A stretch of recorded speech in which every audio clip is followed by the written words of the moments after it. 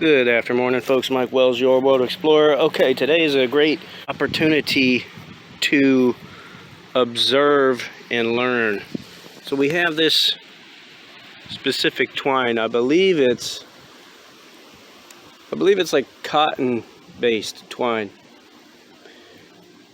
Like it's fabricated from cotton, but it's falling apart. It's only been out here approximately 6 months. You see that? I barely pulled on that and it came off. I barely pulled on that and it came off. Let's look down here. Watch. See that? So that means that they've been decaying in the elements for the last 6 months, and now that gives us a time frame of about 6 months to play with. So going forward, I'm actually not going to be using that stuff anymore. But you see the tomato plant has fallen on the ground.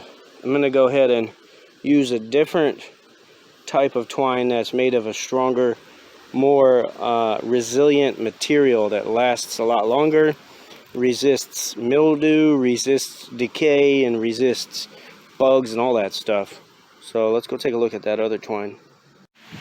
Alright, so over here we have the trellising system for the yard-long beans and also the loofah gourds over there. Now we used polypropylene twine here. Stuff's hasn't broken at all. It's lasting longer. So at this point, I'm just going to go ahead and use polypropylene twine going forward. Alright, so now you see here I've replaced that poly mixed twine, which was either like a mix of cotton and poly and it was thinner, with this nothing but polypropylene twine. It's a little thicker.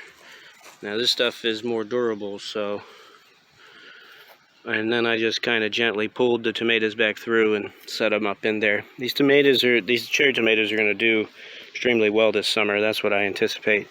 Thanks for watching. Don't forget to like and subscribe, as that helps the channel out a lot. And stay tuned, because we got a lot more to learn together. Have a good day.